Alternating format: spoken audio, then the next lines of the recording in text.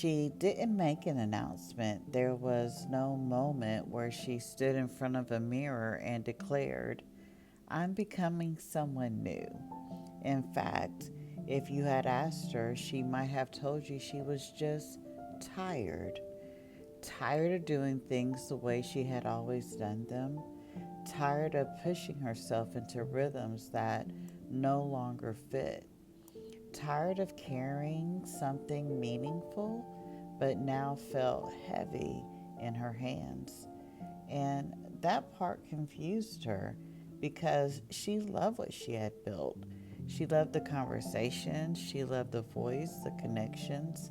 So, why did it feel like something inside of her was pulling away? It didn't happen all at once.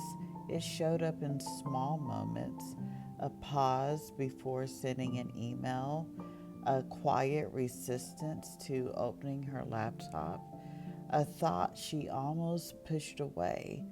I don't want to do this. Not like this.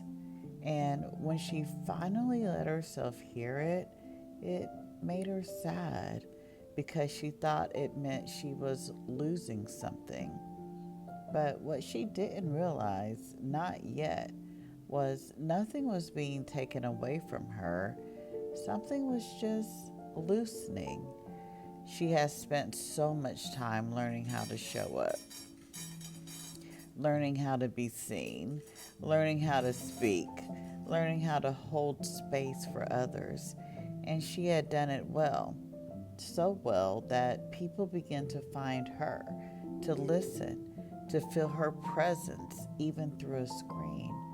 But in the process, she had also built a way of doing things that required her to push and to edit, to perfect, rinse, and repeat. And somewhere along the way, her spirit had outgrown that structure. It wasn't that she no longer wanted to create, it was that she could no longer force her creation into something that felt tight. That night, as the kettle warmed in the background, she sat with the quiet truth she had been avoiding. Not dramatically or with fear, she just was honest with herself. I still want to do this, she whispered. I just don't want to do it like this anymore. And something in her softened because that declaration didn't sound like an ending, it sounded like permission.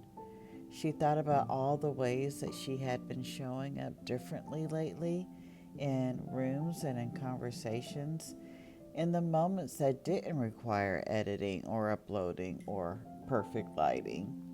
Just her voice, her presence, her truth. And she realized she hadn't stopped being who she was. She had simply started becoming her in a different way. Later, when she reached for her cards, one fell without asking. The Queen of Fire, bold, certain, alive, not asking for approval, not waiting for the right moment, just being. And beneath the Queen, the Magician, with a quiet symbol she almost missed at first, a snake mid-shed. She smiled when she saw it because not because she had everything figured out, but because something in her finally made sense. She wasn't lost, she wasn't inconsistent, she wasn't even abandoning her work. She was shedding. And shedding, she realized, wasn't loud and didn't require an explanation. It didn't even need a timeline. It simply happens when what once fit no longer does. So she didn't rush to rebuild anything that night.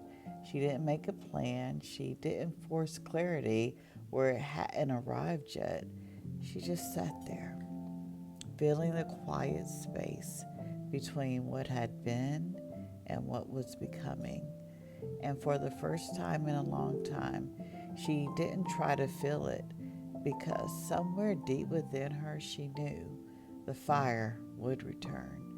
not as something to chase, but as something that would rise again naturally when she was ready to create in a way that finally fit.